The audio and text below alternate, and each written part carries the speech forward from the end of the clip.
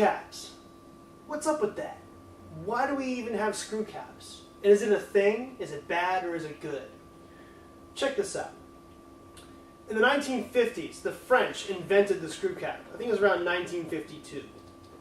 And what they did was they made some wine, and they put a screw cap on it, and they tried to age it. And it didn't work. It went bad.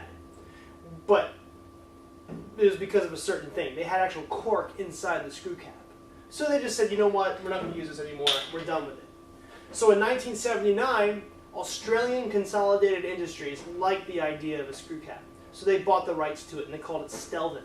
So that's why what we know as screw cap wine comes mainly from Australia, because New Zealand followed suit later on, and they created their own little consortium about screw caps. So that's what we know about screw caps. And then it gets a little cooler than that. What happens is, in 1996, a very prominent winemaker in Australia, the name of the wine is called Penfolds, I'm sure you all know about it. He released a wine under a screw cap, and he put a little comment card on it. And he's like, please tell me and send it in what you think about having a screw cap on wine. They did a little press push. It didn't work. People weren't ready for that. The world was immersed in cork as far as the wine world is concerned. And people didn't really know what this whole thing was all about, especially on the American market, because what do we know as screw caps? Mad Dog 2020, Boone's Farm. We all know about Boone's Farm. Strawberry Hill, Strawberry Fields, Strawberry Hill. So you fast forward a little bit, and in 2000,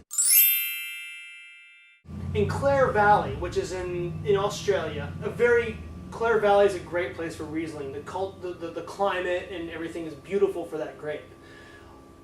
A group of winemakers got together and said, we are tired of cork taint. We're tired of corked wine. So what we're going to do is we're going to get our money together and we're going to release 250,000 bottles of Riesling under screw cap. And they did it. And they reserved some of the bottles and they put them in their wine cellars and they started aging their wine. And from 2000 until 2006, the screw cap phenomenon started creeping its way into the markets of the world, even the American market. And not only that, but other people started following suit. Chile, Argentina, Spain not so much, Italy's still trying it out, but southern France was another place that did it as well. And in 2006, I think it was around 2006, those winemakers from the Clare Valley unearthed, if you will, those Rieslings, cracked them open, didn't pop them, went, and cracked them open, and they started tasting them, and sure enough, the wines aged beautifully under screw cap. So, that's all fine and good. So basically what I'm trying to say, you're like, okay, Keith, so what you're saying is that wine can age under screw cap. We don't know yet. Where we are in the wine world right now, we're still trying to figure this out. The screw cap is still a new thing for us. And it's going to be a couple of years before we know exactly how this thing is going to work out. But when you go to a wine shop and you buy a wine with a screw cap, don't fret. Because if the wine merchant is worth their salt, they are offering wines under screw cap. Wines that are ready to drink now. If you're a winemaker and you choose to use this enclosure, what you're doing is you're telling your customer, drink this now. This is not an age-worthy wine, because we're not there yet. We don't know yet if these wines are available for not age-worthy or not. Thing is, and this is crazy, I've read that even in Burgundy, people are aging wines under screw cap just to see what's going on. So we have a couple years to go before we know what's going to happen. We don't know if it's going to be good or bad. But I have a feeling that things are going to go in the right way. When you think about enclosures for wine, what we think about is cork. And of course, cork is so romantic. I mean, how amazing is it when you open a bottle and it's that beautiful pop, and it's a wonderful night, and the food's going to be great, and everything's going to be wonderful.